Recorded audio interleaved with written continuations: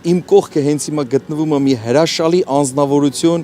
որի անունն է Ֆրունզ Արսենյան, դուք բոլորը հավանաբար ճանաչում եք, որը 90-ականներից հրաշալի պատմություն էր կերտում Քրիստոսի մարմնում ամբողջ Հայաստանում, չնայած նա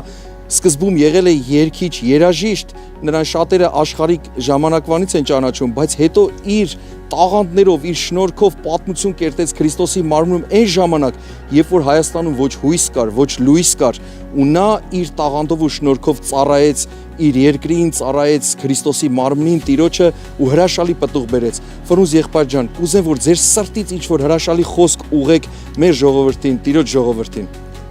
Սիրելիներ, ես էլ շնորհակալ եմ, Սևակ ջան, օրհնում եմ Աստծուն, բոլոր նրանց համար, ովքեր ինձ լսում են, ուզում եմ հիշեցնեմ ժողովի խոսքից հետևյալ խոսքերը, որ ժողովողն է ասում, Աստված ամեն բան արարեց եւ հավիտենությունը փնտրելու փափակ դրեց մարդու սրտի մեջ։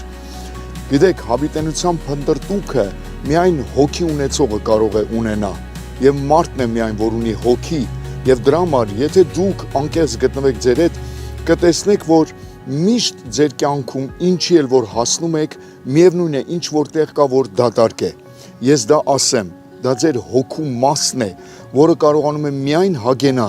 երբ հանդիպում է իր արարչին։ Աստծո խոսքն ասում է մենք վախի հոգին չենք առե, հապա որդեգրության հոգի ենք առե, որով աղաղակում ենք Աբա Հայր, ինքը հոգին մեր հոգու հետ տալիս է վկայություն, որ մենք Աստծո որդիներ ենք։ Այսինքն, երբ որ մեր հոգին մենակ է, մենք չենք հագենում, կարող է աշխարհը վաստակենք, կարող է ունենանք մեծ հաջողություններ, կարող է ունենանք միլիարդներ, բայց միևնույն է մեր հոգու դատարկությունը կարող է հագենա, երբ որ Տիրոջ հոգին գա ու բնակվի մեր հոգու հետ։ Դրա համար իմ հորդորն է ձեզ, մի կորցրեք ձեր շանսը, ձեր պահը ընդունելու Հիսուսին անձնական Տեր ու Փրկիչ,